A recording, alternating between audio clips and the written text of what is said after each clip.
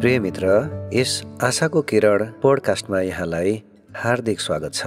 यस podcast श्रृङ्खलाका विविध शीर्षकका ख्रिस्टीय सामग्रीहरूले तपाईँको आत्मिक उन्नति हुने कुरामा म आशावादी छु।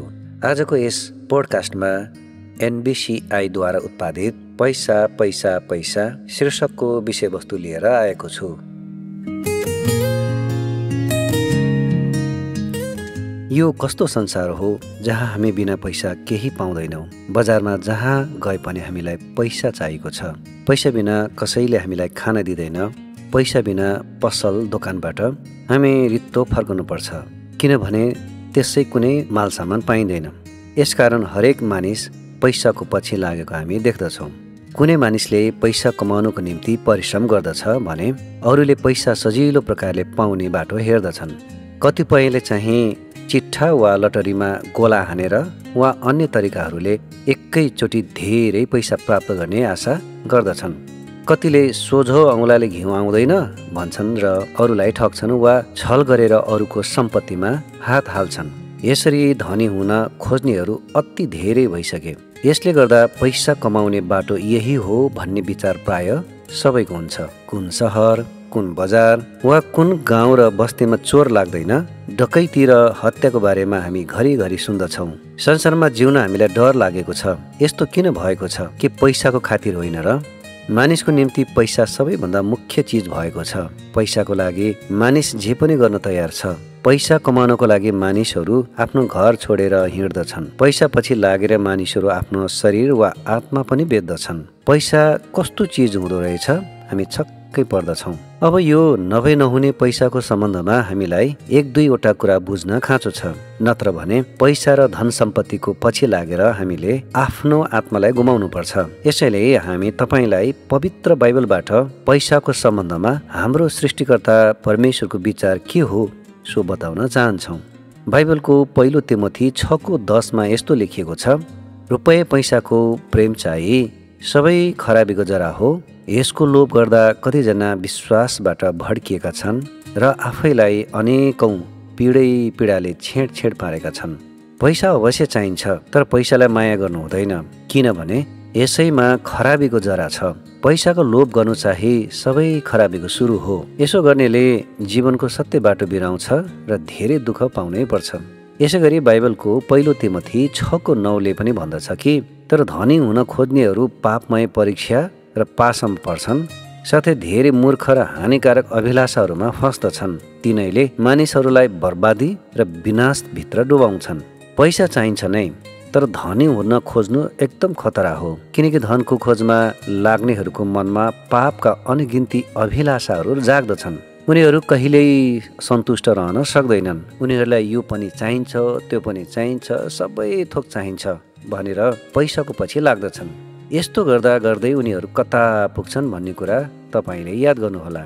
यस्तो हानि कसले भोग्न चाहन्छ र? यसै कारण होसियार हुनुहोस् मित्र, होसियार। हवार्ड भन्ने व्यक्तिको जन्म अमेरिकामा भएको थियो र पछि उनी एक ज्यादै धनी र प्रसिद्ध व्यक्ति बने। उनले आफूले चाहेको जे पनि किन्न सक्थे र आफूले चाहेको ठाउँमा जान सक्थे।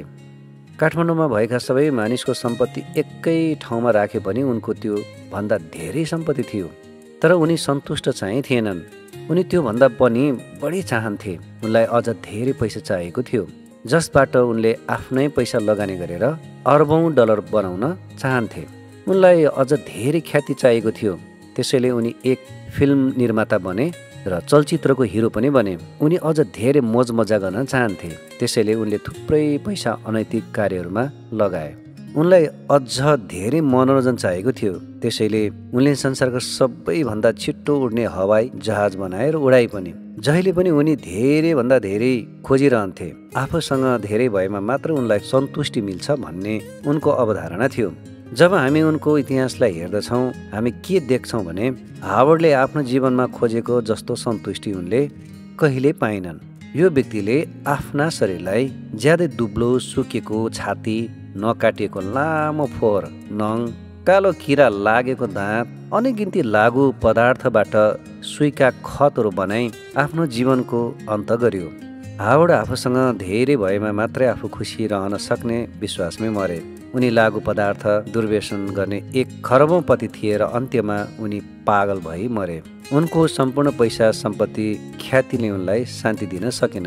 यसकारण प्रिय मित्र, बाइबलको पहिलो तिमोथी 6:6-8 यस्तो भन्दछ कि तर सन्तुष्टि सहितको भक्ति नै लाभ हो, किनभने हामीले यस संसारमा केही पनि ल्याएका छैनौँ अनि यो निश्चित छ हामी केही लैजान सक्दैनौँ। खानु र लाउनु छ भने हामी त्यसैमा सन्तुष्ट रहौँ। हाम्रो भरोसा हामीले एकमात्र साँचो जिउँदो परमेश्वरमाथि राख्नु पर्थ्यो। उहाँको भक्ति हामीले गर्नु पर्थ्यो। तर हाम्रो ध्यान त पैसामा पो गएछ। हामीले केही ल्याएनौँ र केही लैजान पाउँदैन भन्ने कुरा भुलेका छौँ कि खाना र लाउनुमा को सन्तुष्ट रहन चाहन्छ? परमेश्वरको भक्ति गर्नुमा कसले ठुलो लाभ देखेको छ? पैसाको दौडको कहिले पनि अन्त्य हुँदैन, बरु हाम्रो अन्त्य हुन्छ। हामीहरू त्यसलाई जित्नका लागि यताउता दौडिरहन्छौँ, भागदौड गरिरहन्छौँ, जुन कुरा त्यो कहिले पनि पाउँदैनौँ। यसै गरी मत्ती नामक पुस्तकको 6:33 यस्तो भन्दछ कि पहिले परमेश्वरको राज्य र उहाँको धार्मिकताको खोजी गर, तब यी सबै थोकहरू तिमीहरूलाई थपिनेछन्। हामी पशु वा जनावर होइनौँ, तर मानिस भएका हुनाले खालि घाँस, बाँस र कपास खोज्नु ठिक छैन। हामीलाई आफ्नो सृष्टिकर्ता परमेश्वरलाई चिन्नुपर्छ, उहाँको अधीनतामा रहिकन उहाँको इच्छा अनुसार चल्नुपर्छ। तब उहाँप्रति हामीले आफ्नो जिम्मेवारी पुरा गरेका हुन्छौँ। तब उहाँ हाम्रो आवश्यकता पुरा गर्नुहुन्छ। के तपाईँ उहाँको खोजीमा हुनुहुन्छ? यति कुरा गरेपछि हामी तपाईँलाई सबैभन्दा मुख्य कुरा बताउन चाहन्छौँ, किनभने पैसाले धेरै काम गर्न सक्छ तर हाम्रो आत्मालाई चाहिँ बचाउन सक्दैन नि। बाइबलको सपन्याह नामक पुस्तकको 1:18 यस्तो लेखिएको हामी पाउँदछौँ, परमप्रभुको क्रोधको दिनमा न त तिनीहरूको चाँदीले न तिनीहरूको सुनले तिनीहरूलाई बचाउन सक्दछ। प्रिय मित्र, एक दिन हामीलाई मर्नु छ, त्यसपछि हामी न्यायमा परमेश्वरको सामु उभिनु पर्छ। त्यतिखेर हाम्रो सम्पत्ति कुनै कामको हुँदैन। पापले गर्दा परमेश्वरले हाम्रो न्याय गर्नुहुन्छ। पैसाले मानिसको पाप क्षमा हुन सक्दैन। पैसाले भौतिक खाँचो मात्र पुरा गर्छ, तर आत्मिक खाँचो भने केवल परमेश्वरले मात्र पुरा गर्न सक्नुहुन्छ। तपाईँको पाप परमेश्वरमा ज्यादै घृणित कुरा हो। आज सबै मानिसमा पाप व्याप्त छ।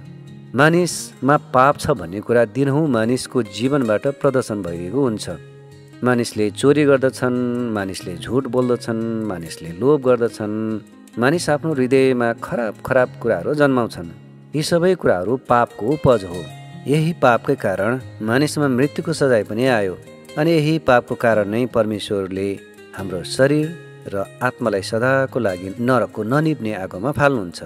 हामी भजन सङ्ग्रह नामक पुस्तकको 49 6-8 यदि हेर्दछौँ भने त्यहाँ यस्तो लेखिएको पाउँदछौँ, आफ्नो धन सम्पत्तिमा भरोसा गर्नेहरू र आफ्नो धनको प्रशस्ततामा अहङ्कार गर्नेहरूमध्ये कसैले पनि कुनै रीतिले आफ्नो भाइलाई मोल तिरेर छुटाउन सक्दैन, न त्यसको छुटकाराको दाम परमेश्वरलाई दिन सक्छ, किनभने तिनीहरूको प्राणको दाम ज्यादै छ र त्यो कहिल्यै पुग्दैन।